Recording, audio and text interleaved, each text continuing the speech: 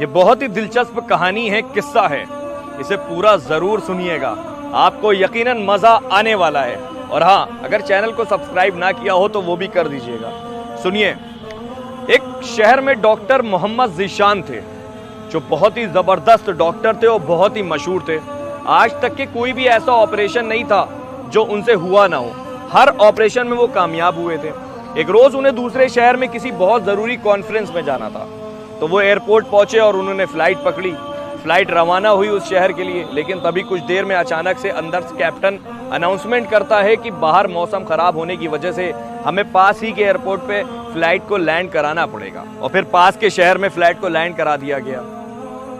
Doctor Zeeshan गुस्से में captain के पास पहुंचे और कहने लगे, मुझे फला जगह कॉन्फ्रेंस में पहुंचना है और बहुत ज़रूरी मीटिंग है और मुझे वक्त पे पहुंचना है, बताइए मैं क्या करूं। तभी पास में एक एयर होस्टेस खड़ी थी जो उनको पहचान गई। उनसे कहने लगी, अरे आप तो डॉक्टर ज़ीशान है, जो बहुत ही मशहूर डॉक्टर हैं। तो उसने कहा, जी हाँ मैं वही हूँ, शुक्रिया आपका। तो उस लेडी ने कहा कि आपको जहाँ जाना है आपको बाहर टैक्सी मिल जाएगी और आप 3 घंटे के अंदर उस जगह पे पहुंच जाएंगे। डॉक्टर ज़ीशान ने उनका शुक्रिया बोला और भागते हुए एयरपोर्ट के बाहर गए, टैक्सी पकड़ी और चल दिए। लेकिन मौसम इतना खराब था, आंधी तूफान बारिश, कि टैक्सी वाला अपना रास्ता ही भटक गया। लेकिन ज़ीशान साहब ने सफ़र जारी रखा कि कहीं ऐसा ना हो कि मैं लेट हो जाऊं और कॉन्फ्रेंस छूट जाए, मगर चलते रहो। जब बहुत ज़्यादा टाइम हो गया, टैक्सी ड्राइवर को कुछ समझ में नहीं आया, तो उसने एक जगह पे गाड़ी किनारे रोक दी, क्योंकि रास्ता बिल्कुल सामने समझ ही नहीं आ रहा था, इतनी आंधी तूफान, इतनी बारिश हो रही थी। अब मजबूरी डॉक्टर ज़ीशान को भी वहाँ पे उतरना पड़ा। लेकिन पास ही में एक छोटा सा घर था।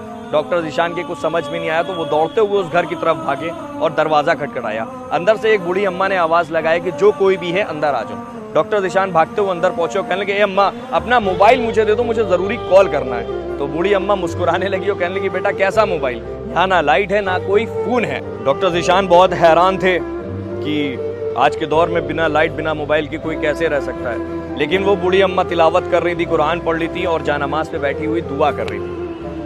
डॉक्टर ज़ीशान अंदर पहुंचे तो बूढ़ी अम्मा कहने लगी, लगता है बेटा तुम मुसाफिर हो, काफ़ी थके हुए हो, टेबल पे एक कटोरा रखा है, उसमें चाय ना हो पी लो, चाय मिल जाएगी, अगर तुम्हें कुछ खाना हो वो भी तुम्हें मिल जाएगा, उससे तुम्हारी थकान दूर हो जाएगी। डॉक्टर ज़ीशान उन बूढ़ी अम्मा से बहुत इंप्रेस हुए, मुतासिर हुए और कहने लगे, मेरे लिए भी दुआ कीजिए, आपकी दुआएं ज़रूर कबूल होती होंगी, आप मुझे बहुत ही परहेजगार और इबादत गुजार औरत लग रही है। तो बूढ़ी अम्मा कहने की, नहीं बेटा ऐसा नहीं है।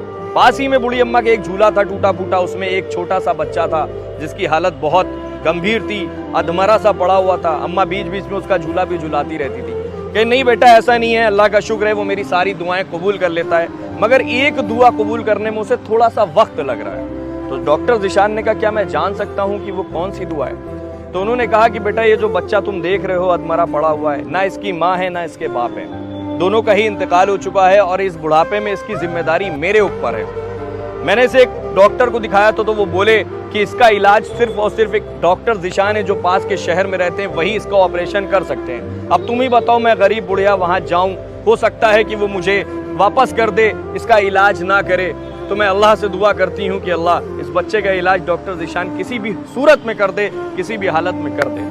तो डॉक्टर ज़ीशान के सुनते ही आंखों में आंसू आने लगे और रोते रोते कहने लगे कि अम्मा, तुम्हारी दुआएं कबूल हो चुकी हैं, तुम्हारी दुआओं ने तो आसमान से बिजली उतार दी, तुम्हारी दुआओं ने तो आंधी तूफान ले आया, तुम्हारी दुआओं ने तो हवाई जहाज को इसी शहर में लैंड करा दिया। यकीनन इस कहानी का मकसद सिर्फ इतना है कि दुआओं में बहुत ताकत है। दुआ करना कभी भी ख़त्म ना कीजिएगा। नहीं कबूल हो रही हैं, कोई बात नहीं, एक वक्त आएगा जब आपकी दुआ कबूल होगी इंशाअल्लाह, क्योंकि उसके घर में देर है, अंधेर नहीं है।